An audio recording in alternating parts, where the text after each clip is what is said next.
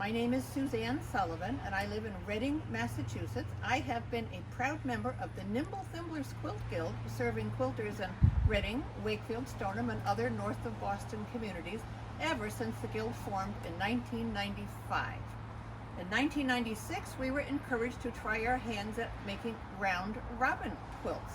So I joined a group of 5 other women, and the 6 of us agreed that we would each make one block as a starting point, and then we would be brave enough to route our blocks around to the other members of the group who would add something, hopefully something wonderful, to our work. And at the end of 6 months, we would have a surprising finished product. So, since I was still all aglow over a marvelous 25th anniversary trip to Hawaii, I began by making this very complicated little Hawaiian house from a pattern that I bought there in Hawaii. Then Rita Robertson took my block and decided it needed some palm trees and a bit of sandy beach and some ocean. Annette Devigian got it next, and she decided that my little house should be nestled between 2 different volcanic mountain ranges. And then she added some exotic flowers as well. And Sherry Cook added these tropical fish down at the bottom.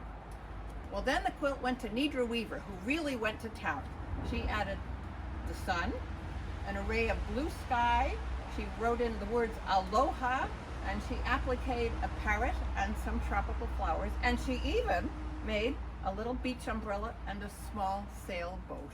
And then it went to Laurie Budeffa, who finished the quilt by adding a neat little border featuring 4 pineapple pieced blocks for a finish. I have loved this quilt for 25 years, and it's hung in the walls of my house, and it has been a treasure. So fast forward 25 years. Now it is 2022, and we were just coming out of a worldwide pandemic.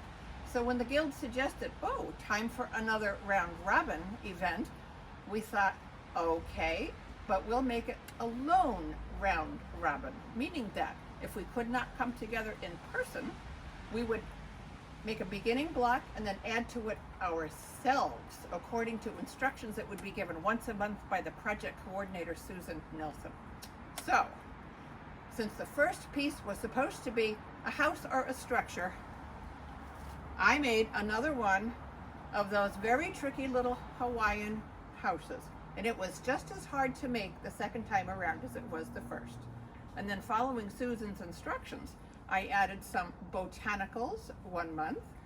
Then I was asked to add some stars, which I did. Then it wanted some stripes and some squares, and I added those in. And in the last month, we were told to finish it with some fabric that was featured on the first block. This is now called my 50th anniversary dreams, because John and I celebrated our 50th anniversary in total pandemic lockdown all by ourselves. But while I worked on this, I had happy memories of our first trip all those years before.